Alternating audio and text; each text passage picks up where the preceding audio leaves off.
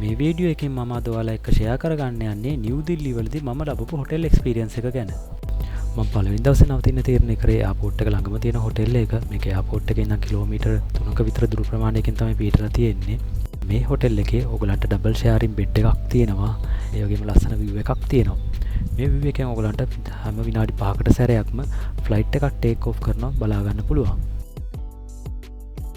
ඒ වගේම තමයි මේ හොටෙලේ මට දවසකට ගෙවන්න උනේ ඉන්දියන් රුපීස් 2100ක් විතරයි. මේ හොටෙල් එකේ ඊට අමතරව ෆෑන් එකක් තියෙනවා, AC තියෙනවා, ඊට අමතරව ටීවී එකක් තියෙනවා. ඒ වගේම අපේ ඇඳුම් දාන්න පුළුවන් පොඩි කබඩ් එකකුත් මේ හොටෙල් එකේ තියෙනවා.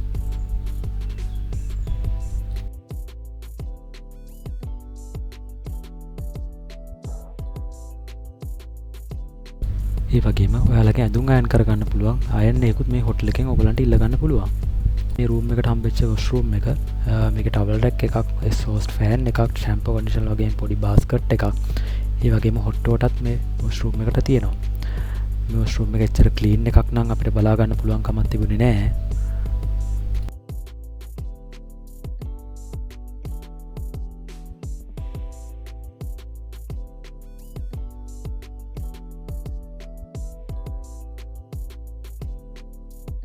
මේක ලිෆ්ට් එකක් තියෙනවා. ඔයගලන්ට රූම් එකට එන ලිෆ්ට් එක යූස් කරන්න පුළුවන්. මේක තමයි හොටෙල් එකේ ලොබි එක.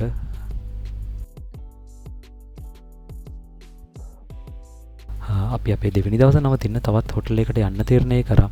ඒකේ හොටෙල් එකේ නම හොටෙල් හරිපියොක්රෝ. මේක අපේ එයාපෝට් එකේ ඉඳන් කිලෝමීටර් 15ක විතර දුර ප්‍රමාණයකින් තමයි තියෙන්නේ. අපි යනකොටත් මෙතනට ගොඩක් සෙනග ඇවිල්ලා හිටියා. ඒක නිසා අපිට ටිකක් වෙලා ඉන්න උනා රූම් එක රෙඩි කරලා දෙනකන් ඒගොල්ලෝ. මේක අපි කලින් දවසේ නැවතිච්ච හොටෙල් එකට වඩා ගොඩක් හොඳ ලක්සරි ටයිප් හොටෙල් එකක්.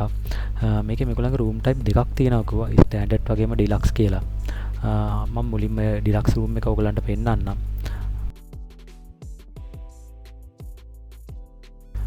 මේක තමයි මේගොල්ලන්ගේ ඩිලක්ස් රූම් එක. මේකේ ඩබල් බෙඩ් එකක් තියෙනවා. එතකොට චෙයාර්ස් දෙකක් තියෙනවා, ටීවී එකක් තියෙනවා, ෆ්‍රිජ් එකක් තියෙනවා, ඔයගලගේ ඇඳුම් දාන්න පුළුවන් පොඩි කබඩ් එකක් තියෙනවා.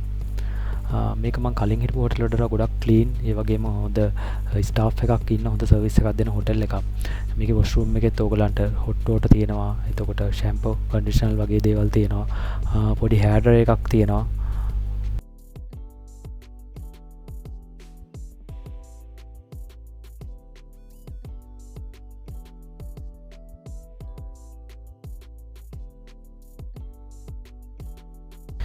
බැල්කනි එකෙන් බැලුවම නම් ඔයගලන්ට ලස්සන view එකක් නම් බලා ගන්න පුළුවන් කමක් නැහැ. මොකද මේක ගොඩක් කාර්යබහුල පාරක තමයි මේ හොටෙල් එක තියෙන්නේ.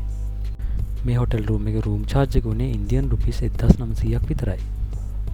ඔයාලා හවසට බියර් එකක් වගේ බොන්න හිතනවා නම් මේ හොටෙල් එක අවටින්ම ඔයගලන්ට ඒ දේවල් ගන්න පුළුවන් කමක් තියෙනවා. ඒ වගේම හොටෙල් එකෙන් ඔයගලන්ට බයිට්ස් එහෙමත් හදා ගන්න පුළුවන්. මේ තියෙන්නේ මේගොල්ලන්ගේ ස්ටෑන්ඩඩ් රූම් කැටගරි එක. මේක ඉන්දියන් රුපීස් 1500ක් තමයි වෙන්නේ.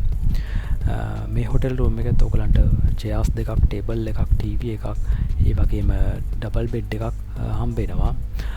ඊට අමතරව මේ හොටෙල් එකෙත් ඔයගලන්ට හොට් වෝටර්ත් එක්ක බාත්රූම් එකක් තියෙනවා. ඒකෙත් ෂැම්පෝ කන්ඩිෂනර් ඔයගලන්ට තියෙනවා. ඔයාලට මේ හොටෙල් එකේම 24 hours open restaurant එකකුත් තියෙනවා. ඒකේ කෑම ගොඩක් රහයි, ඒ වගේම ගොඩක් පිරිසුදුයි.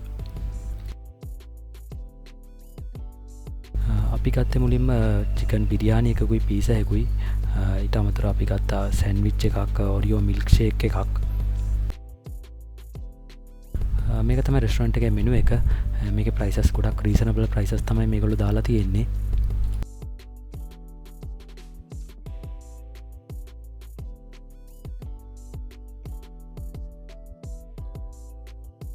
ඔයාලට තවත් වැදගත් දෙයක් මට මේ වීඩියෝ එකෙන් කියන්න ඕමනාලා වෙලා තියෙනවා. ඒ තමයි ඔයගොල්ලෝ booking.com එක හරහා රූම් එකක් බුක් කරන් යන්න හිතන් ඉන්නවා නම් ඒක හොඳට හොයලා බලලා යන්න. මොකද booking.com එකේ ගොඩක් තියෙන ෆොටෝස් එහෙම AI වලින් ජෙනරේට් කරපුවා. ඒ වගේම ඒගොල්ලෝ රිවිව්ස් දාලා තියෙන ගොඩක් ෆේක් රිවිව්ස් තමයි දාලා තියෙන්නේ. එහෙම ඔයගොල්ලෝ booking.com එක හරහා රූම් එකක් බුක් කරලා යන්න හිතන් ඉන්නවා නම් ඒක ගොඩක් හොයලා බලලා Google රිවිව්ස් එහෙම බලලා යන්න. නැත්නම් ඔයගොල්ලෝ ගියාට පස්සේ ඔයගොල්ලන්ට ලොකු කරදරයකට මුහුණ දෙන්න සිද්ධ වෙයි.